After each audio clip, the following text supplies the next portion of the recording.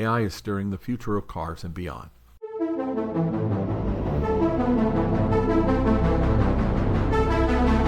Warren, I was thinking about the AI, right? The AI in association with autonomous vehicles.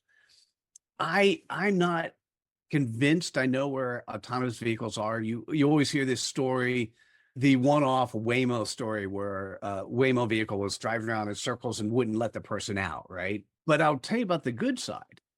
What cars now, because technology has gotten so much more powerful and so much more condensed, cars have sensors, cars have AI, cars have a lot more technology in them that one of the movies I saw recently is some woman wanted to commit suicide, got in her car and ran towards a wall, but the car wouldn't let it. Right. And so it's interesting. I think, generally speaking, the best way to think about AI is not an either or, not an on or off, not a 1 or 0, but rather a augment. How can you augment what you do? You know, as a book publisher, we've published over 750 books. The thing is, we used to always hire a content editor. And the content editor would go in and do a sometimes good job, sometimes bad job. It really depends. Sometimes would take long, sometimes not.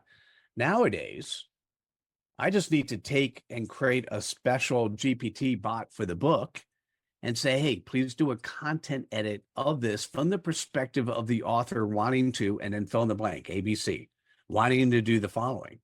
Mm-hmm. And the ability for AI to digest this level of content and generate a response and in the time.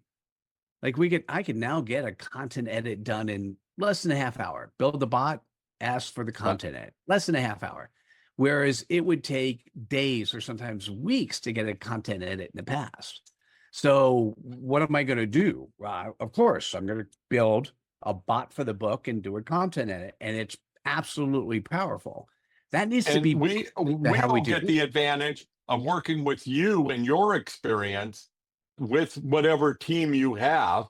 We don't care that some of it's a bot, and you get to help a lot more people. Well, that's where it comes to powerful. For me personally, our team will deploy discernment before sharing the results, right? That's important. Right. Like, does this make sense? Does this not make sense? I remember recently walking through with an author. Hey, listen, we had AI do this. We will require you to spend another 3 months, or we could ignore this idea and just publish as is, right? And so that is augmenting the human with the AI. Right. But could a guy on Fiverr come up with that same advice? Yes. Would he be believed? Not as much as getting it from Mitchell.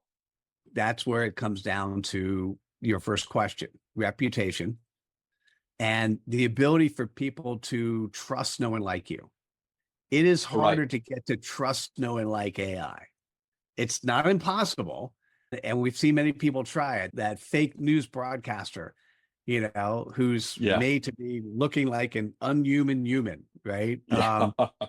The minute you see it, that this is not a human. Same as with clip art.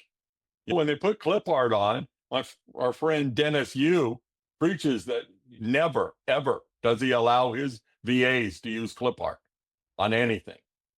You got to find original pictures. He has the client supply more pictures, or he flies out and takes pictures of his client. Oh, nice. To make sure that it's all human, real people.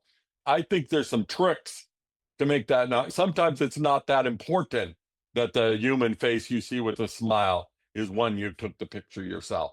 But AI has made that so we don't have to, but we can make things that are original, interesting, and get the right kind of attention. Putting clip art on your website is not really what the problem is. The problem is it going to deliver a message? And as you say, the clarity of that message. And so what percentage of people could use a better reputation and clarity? The majority of the population. What's it?